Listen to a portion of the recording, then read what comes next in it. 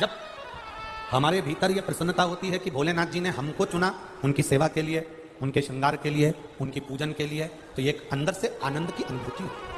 उपमन्यु सेवा में लगे रहे, शंकर भगवान इंद्र का रूप लेकर, सुरेश्वर रूप लेकर आए, समझाया उपमन्यु को, मेरी पूजन करो, शंकर की पूजन बंद कर दो।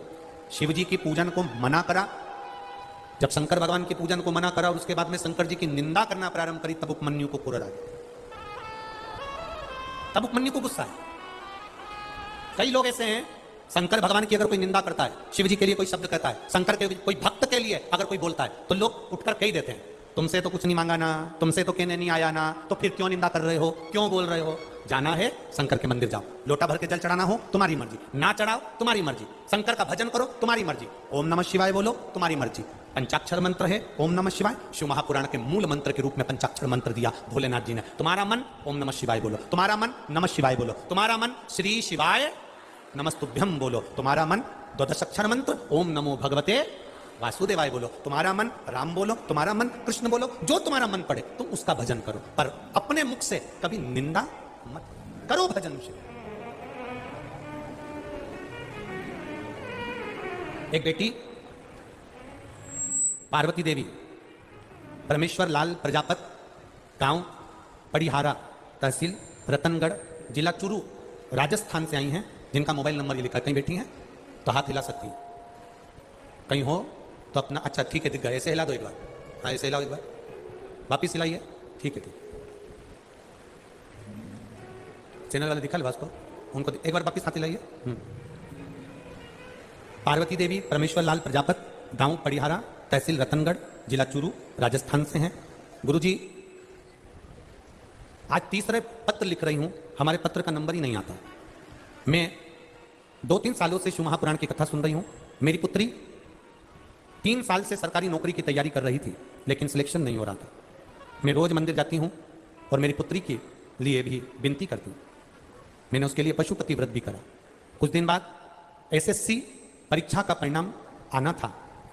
मेरी बेटी ने उसकी एग्जाम की तैयारी करी। मैंने मेरी बेटी से कहा, शंकर भगवान पर एक बेलपत्र शहद का प्रयोग करो, जल चढ़ाओ, धतूरा चढ़ाओ, शिव जी को अर्पित करो।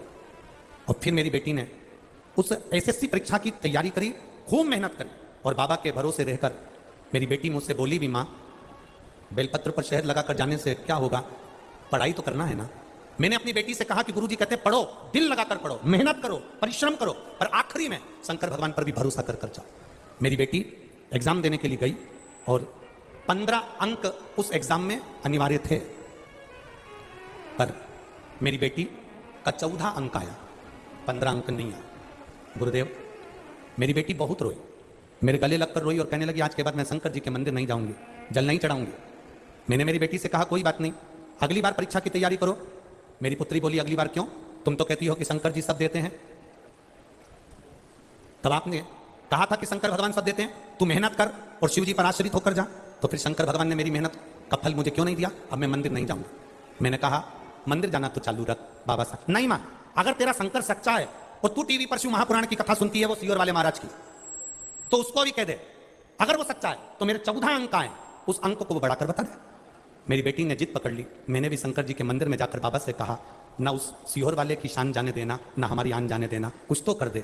बाबा की ऐसी कृपा हुई, रिजल्ट सरकार ने फेल करा, दूसरी बार फिर रिजल्ट आया और मेरी बेटी का 6 अंक बढ़कर आया, और मेरी बेटी प्रशासनिक अधिकारी की पोस्ट पर है। मेरे पूरे चूरू क्षेत्र में इतनी बड़ी पोस्ट किसी लड़की की नहीं जो मेरी बेटी को भगवान ने दी है।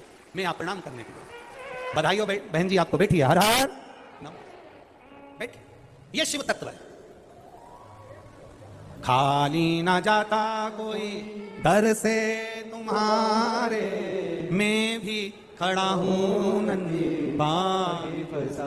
आप करो उससे प्रार्थना, आप जाओ शिव के मंदिर, आप शंकर की आराधना करो। आज सोमवार की अष्टमी है, शिव मंदिर का दर्शन करो, शंकर की चौखट का स्मरण करो, अपने घर में शंकर का स्मरण करिए।